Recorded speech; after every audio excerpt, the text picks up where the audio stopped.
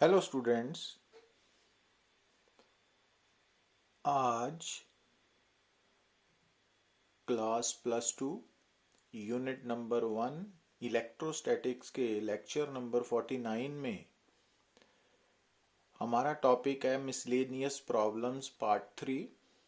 तो इसमें हम कुछ न्यूमेरिकल्स कंसेप्चुअल प्रॉब्लम्स ट्राई करेंगे। जो टॉपिक्स, जो कंसेप्ट्स, जो आर्टिकल्स हमने ऑलरेडी इस यूनिट में डिस्कस कर लिए हैं उनके बेस्ड पे जो प्रॉब्लम्स हैं वो डिस्कस करेंगे। अब जैसा कि आप देख रहे हो प्रॉब्लम नंबर 1 में 3 point charges of 1 coulomb, 2 coulomb and 3 coulomb are placed at the corners of an equilateral triangle of side 100 centimeter. Find the work done to move these charges to the corners of a similar equilateral triangle of side 50 centimeter. तो यहाँ पे 3 charges equilateral triangle के corners पे लाई कर रहे हैं और उस ट्राइंगल की साइड है 100 सेंटीमीटर। अब इन चार्जेस को हमने respective corners of another equilateral triangle पे शिफ्ट करना है जिसकी साइड है 50 सेंटीमीटर।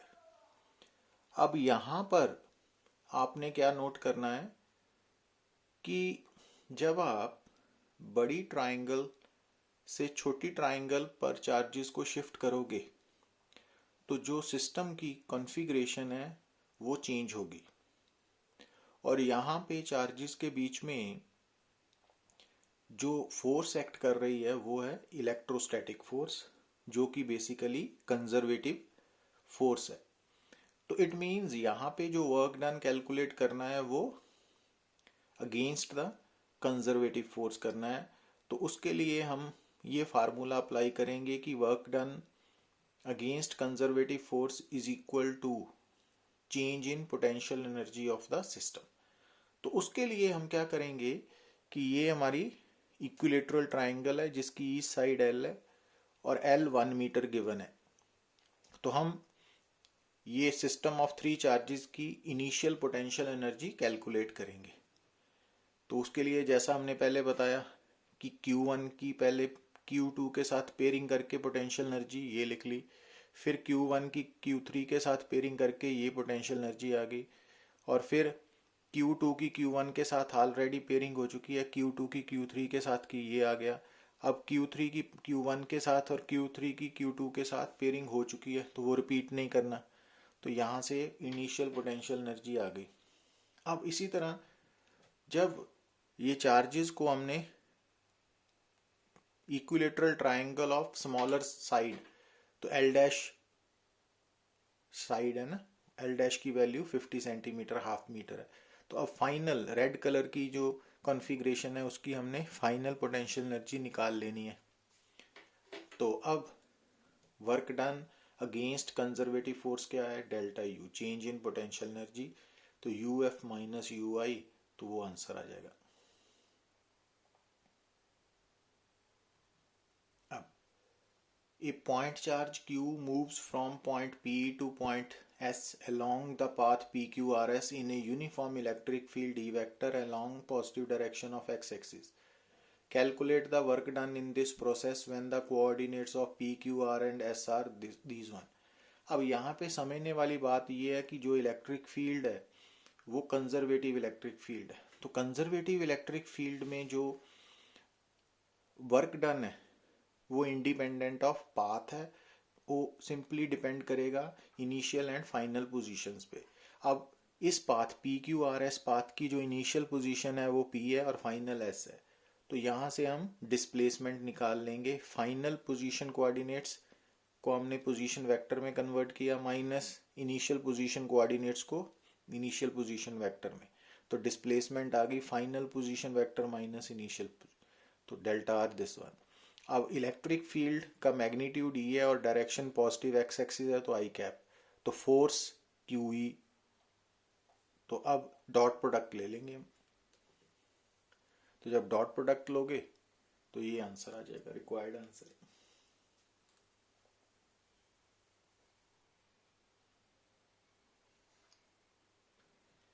प्रॉब्लम 3 में ABCD क्या है, स्क्वायर है of side 0.2 metre, charges of 2 into 10 raise to power minus 9 coulomb, 4 into 10 raise to power minus 9 coulomb, 8 into 10 raise to power minus 9 coulomb are placed at the corners A, B, C respectively. Calculate the work required to transfer charge of 2 into 10 raised to power minus 9 coulomb from corner D to center of the square. तो जो Q1 है उसकी value, Q2 की value, Q3 इनकी values given है और इनकी positions fixed है. अब जो फोर्थ चार्ज है 2 into 10 raise to power minus 9 coulomb, उसको हमने शिफ्ट करना है फ्रॉम D टू O. तो अब वर्क डन निकालना है. तो अब आप इस प्रॉब्लम को ऐसे समझ सकते हो कि ये वाला जो फोर्थ चार्ज है 2 into 10 raise to power minus 9 coulomb, ये टेस्ट चार्ज हो गया. और अगर ये टेस्ट चार्ज है तो टेस्ट चार्ज को जब हमने D से O शिफ्ट करना है तो ये टेस्ट चार्ज शिफ्ट हो रहा है in the electric field produced by Q1, Q2 and Q3 point charges. तो इसका मतलब हम सबसे पहले D पॉइंट का टोटल इलेक्ट्रिक पोटेंशियल निकाल लेंगे due to Q1, Q2 and Q3, और उसके बाद हम O पॉइंट का पोटेंशियल निकालेंगे और फिर हम फार्मूला अप्लाई करेंगे work done Q into potential difference between O and D. तो इसके लिए हम जब ये डायग्राम देखते हैं तो अब D पॉइंट का पोटेंशियल एक है Q1 के कारण, दूसरा है Q2 के कारण, तीसरा है Q3 के कारण. अब Q1 का डिस्टेंस L है, Q2 का डिस्टेंस √2L है और Q3 का L है. तो ये वाला, तो ये रिजल्ट आ गया ना. अब O पॉइंट पे पोटेंशियल क्या है, Q1 के कारण है. अब Q1 का O से डिस्टेंस, क्योंकि AC डायगोनल जो है वो है √2L, तो इट मीन्स O क्या बन गया, L/√2. तो इसी तरह Q2 का डिस्टेंस भी L/√2 है और Q3 का भी O से डिस्टेंस L/√2. तो वो फार्मूला लगा लिया है ना. अब Q1, Q2, Q3 की वैल्यूज हमें गिवन है और ये बेसिक फार्मूलाज हैं. यहाँ से ये वैल्यू निकाल के V0 माइनस VD की वैल्यू आ जाएगी. आप वैल्यू सब्स्टिट्यूट करके सॉल्व करना और फिर उसको हम इस फार्मूला में सब्स्टिट्यूट करेंगे. Q की वैल्यू भी गिवन है, ये हम निकाल लेंगे. तो ऑन सॉल्विंग ये आंसर आ जाएगा. तो वैल्यू सब्स्टिट्यूट करके उनको सॉल्व करना ना. अब प्रॉब्लम 4 में क्या है, A charge plus Q is lying at the center of a circle. What is work done in carrying charge Q from A to B, where A and B both lie on the circle? अब यहाँ समझने वाली बात क्या है कि जो plus Q charge lying at O है वो सोर्स चार्ज है और ये जो ग्रीन कलर का सर्कल है, तो इस सर्कल पे हर पॉइंट का पोटेंशियल सेम है. तो ये सर्कल इक्विपोटेंशियल बन गया ना. तो इट मीन्स जब आप A से B को चार्ज को शिफ्ट करोगे तो वर्क डन क्या होगा, charge into potential difference between these two points. अब क्योंकि A B का पोटेंशियल सेम है तो वर्क डन 0 आएगा. ठीक है. अब अगर इसी क्वेश्चन में वो पूछता कि हमने चार्ज को पहले शिफ्ट करना है A to B along path 1, फिर हमने शिफ्ट करना है A to D along path 3, A to C along path 2. तो अब ये क्योंकि A B हो, A D हो, चाहे A C हो, ये सेम पोटेंशियल पे पॉइंट्स है ना, तो इन तीनों केसेस में वर्क डन 0 आएगा. Problem 5. When a proton approaches another fixed proton, what happens to the kinetic energy of approaching proton? अब electric potential energy of the system, total energy of the system. अब यहाँ पे आपने क्या बात याद रखनी है कि जब एक चार्ज दूसरे चार्ज की प्रेजेंस में मूव कर रहा है ना, तो ये सिस्टम जो है ये दो चार्जेस से बना हुआ आइसोलेटेड सिस्टम है और दो चार्जेस के बीच में जो फोर्स है वो कंजर्वेटिव फोर्स है. तो जैसा कि आप +1 में पढ़ते हो law of conservation of mechanical energy, कि अगर in an isolated system internal forces are conservative forces, तो उस सिस्टम की मैकेनिकल एनर्जी कांस्टेंट रहेगी। तो अब यहाँ पे proton proton isolated system of two protons है, और इनके बीच में जो फोर्स है इंटरनल फोर्स वो कंजर्वेटिव इलेक्ट्रिक फोर्स है। तो इट मीन्स जो total energy of the system है वो कांस्टेंट रहेगी। अब मैकेनिकल एनर्जी कांस्टेंट है, it means mechanical energy sum of kinetic and potential है। अब जैसा आप देख रहे हो कि प्रोटॉन जब दूसरे प्रोटॉन की तरफ आएगा तो रिपल्सिव फोर्स होने के कारण वो स्लो डाउन होगा, और स्लो डाउन होने के कारण जो काइनेटिक एनर्जी है वो डिक्रीज करेगी, तो पोटेंशियल एनर्जी विल इंक्रीज। अब आप इस प्रॉब्लम को एक तो ऐसे कर सकते हो ना, दूसरा कि आपने याद रखना है कि यहाँ पे जो फिक्स्ड प्रोटॉन है वो इनकमिंग प्रोटॉन पे इलेक्ट्रिक फोर्स लगा रहा है, रिपल्सिव फोर्स, और जो इनकमिंग प्रोटॉन है उसकी डिस्प्लेसमेंट और उस पर लगने वाली फोर्स इलेक्ट्रिक फोर्स दोनों ऑपोजिट है। तो it means work done by electrostatic force negative हो गया।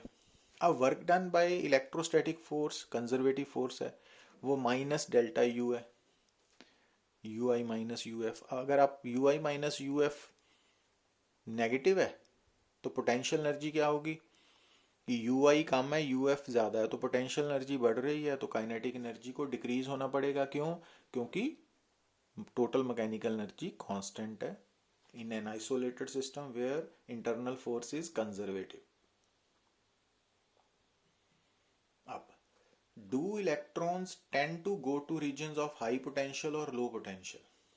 तो अब देखो कि कोई भी जो पार्टिकल है वो कंजर्वेटिव फील्ड में हमेशा अपने आप किस तरफ मूव करता है, जिस डायरेक्शन में मूव करने पर जो work done by the conservative force है वो पॉजिटिव हो।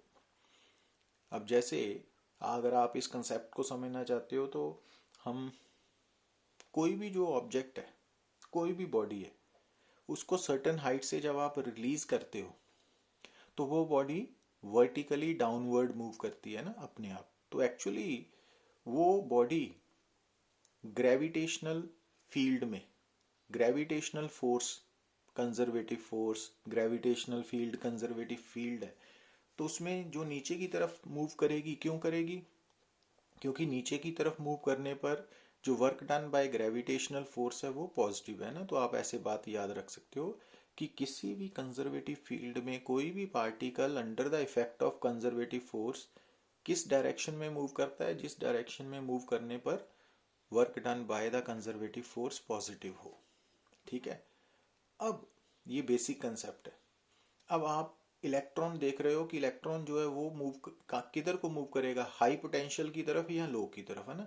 तो इसके लिए हमने क्या किया, इलेक्ट्रिक फील्ड में दो पॉइंट्स एज्यूम कर लिए, ए एंड बी, और ए का पोटेंशियल मान लिया वी ए और बी का मान लिया वी बी, और मान लीजिए कि चार्ज पार्टिकल अपने आप ए से बी की तरफ जा रहा है।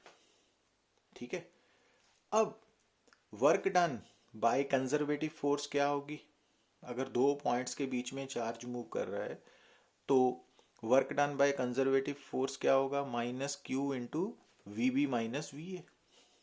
अब क्योंकि ये चार्ज हमें इलेक्ट्रॉन दिया है तो क्यू माइनस ही है, तो ये बन गया ना। तो अब वी सी पॉजिटिव होना चाहिए, तो पॉजिटिव कब होगा? अगर V B minus V A positive है, और V A minus V B minus V A positive कब होगा? अगर V B potential V A से ज़्यादा है। इट मीन्स कि जो इलेक्ट्रॉन है वो हायर पोटेंशियल की तरफ मूव करेगा, और अगर इस इलेक्ट्रॉन की जगह पे प्रोटॉन होता तो उसने, तो उस केस में अगर आप यही कंसेप्ट अप्लाई करते तो प्रोटॉन के कारण यहाँ पे ई प्लस होना था, तो ये माइनस ई होना था ना। तो इस इट मीन्स उस केस में वी सी पॉजिटिव तभी होना था जब V B minus V A negative होता, और वो तभी पॉसिबल होना था अगर V B less than V A होता। मीन्स जो प्रोटॉन है ना, पॉजिटिव चार्ज है, उसने इलेक्ट्रिक फील्ड में हमेशा लोअर पोटेंशियल की तरफ मूव करना है, और इलेक्ट्रॉन ने हमेशा हायर पोटेंशियल की तरफ। और क्यों करना है तो उसकी एक्सप्लेनेशन हमने इस टॉपिक में डिस्कस की। अब प्रॉब्लम नंबर 7, हमें क्या गिवन है? टू डाइलेक्ट्रिक स्लैब्स गिवन है, एक का डाइलेक्ट्रिक कांस्टेंट K1 है और K1 की वैल्यू K2 से लेस देन है, और ये दो कैपेसिटर्स की प्लेट्स के बीच में है। अब कैपेसिटर की दो प्लेट्स के ऊपर इक्वल बट ऑपोजिट चार्जेस होंगे ना, ये अभी याद रखने वाली बात है, अभी नेक्स्ट टॉपिक में आप डिस्कस करोगे। तो अब ये वैक्यूम है, ये वैक्यूम है, ये वैक्यूम है, ये वैक्यूम है, ये डाइलेक्ट्रिक है, ये डाइलेक्ट्रिक है। अब वैक्यूम में क्योंकि ये P एंड Q दो प्लेट्स जो है ना वो ऑपोजिटली चार्ज है, तो उनके कारण यहाँ वैक्यूम में इलेक्ट्रिक फील्ड होगा E नॉट, जैसा कि हमने स्टडी किया था behaviour of dielectric in external electric field में ना। तो ये इलेक्ट्रिक फील्ड E नॉट है, और अब डाइलेक्ट्रिक के अंदर इलेक्ट्रिक फील्ड क्या होगा, E not external electric field divided by it's dielectric constant. अब K1 की वैल्यू K2 से लेस देन है, इट मीन्स E1 E2 से ज़्यादा है। तो इसका मतलब इस केस में सबसे ज़्यादा इलेक्ट्रिक फील्ड यहाँ वैक्यूम में होगा, और उससे कम डाइलेक्ट्रिक, जिसका डाइलेक्ट्रिक कांस्टेंट K1 है उसमें होगा, और सबसे कम E2 होगा। और इसका ग्राफ देख रहे हो आप।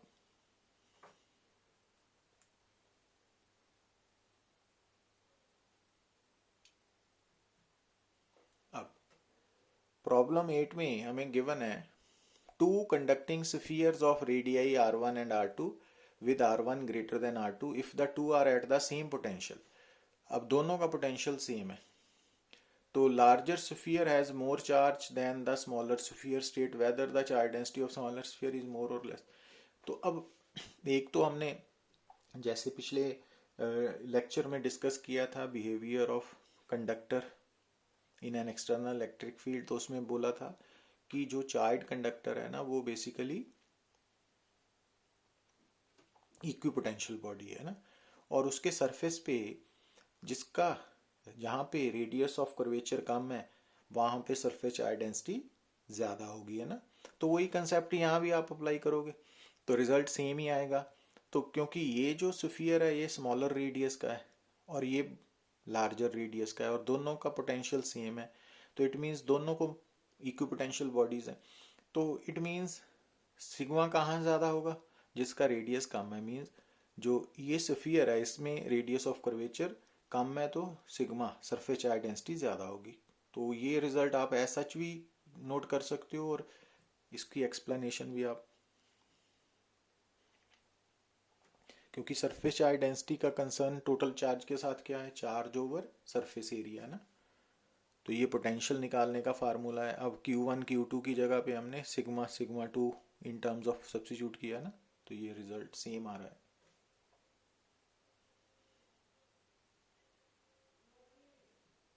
Thank you.